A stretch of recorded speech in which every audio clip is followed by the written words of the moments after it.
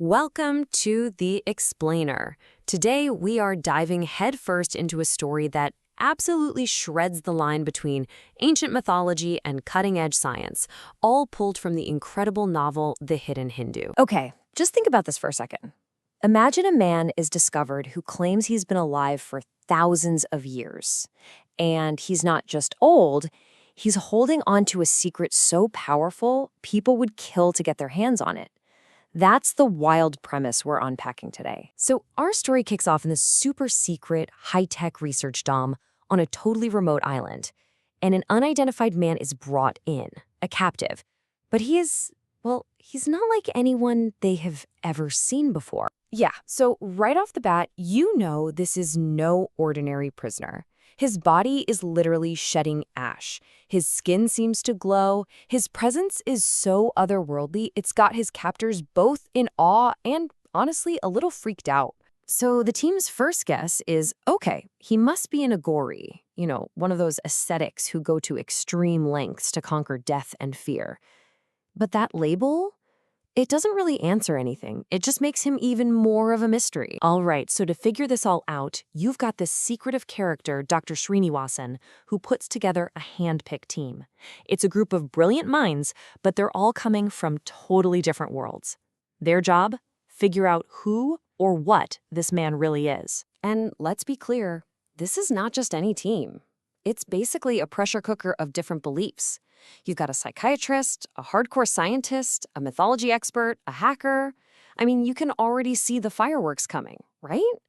They're all supposed to work together, but they are absolutely guaranteed to clash. And this right here, this is the heart of the whole conflict. On one side, you have Dr. Batra. He's all about logic, science. For him, if you can't prove it in a lab, it's not real. So this captive, he's either a liar or he's crazy. Simple as that. But then you have Abhilash.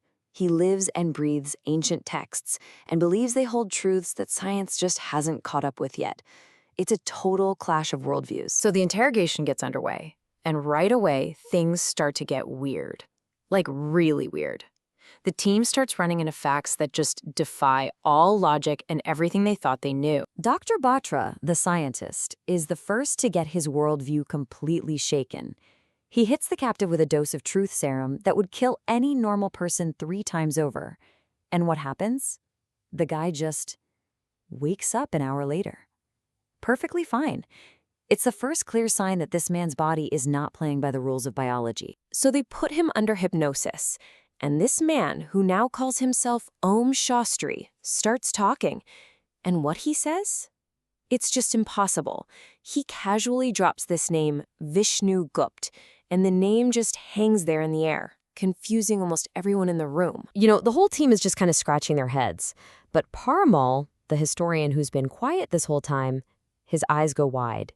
He knows that name, and he knows exactly what it means. Turns out, Vishnu Gupt wasn't just some random name. It was the real name of Chanakya, the master strategist, the Indian Machiavelli, who advised an ancient emperor, a true legend of history. Okay, let that sink in for a second. We're talking about Chanakya. He lived more than 2,300 years ago. So this guy Omen isn't just saying he's old. He's claiming something that completely breaks our understanding of history and time itself. Okay, so this is where it gets really interesting, because it's not just a wild claim anymore.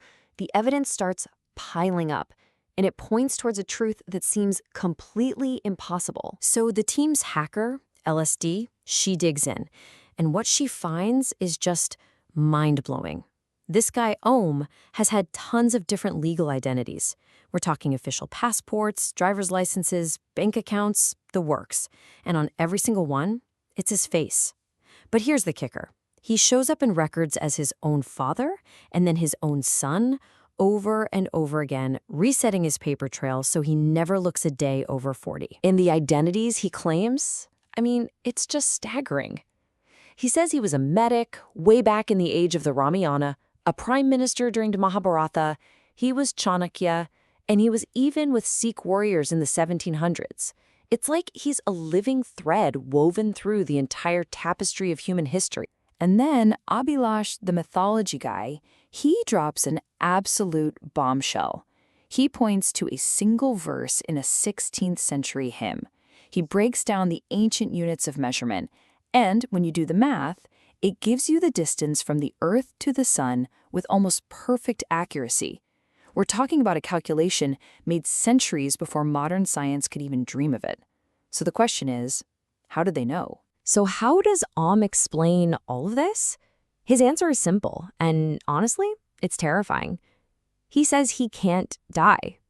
He gets sick, he gets hurt, sure, but right when he's about to die, he just starts healing again. He is, for all intents and purposes, immortal. Okay, so you might be thinking this is just a cool philosophical debate, right? Science versus myth, but it's not. This is way bigger than one man's identity. There are real, dangerous people out there in the shadows, and they want what this immortal man knows. And that's when the whole thing just explodes into this massive conspiracy. It turns out Dr. Srinivasan isn't even the one in charge. He's taking orders from some mysterious old man.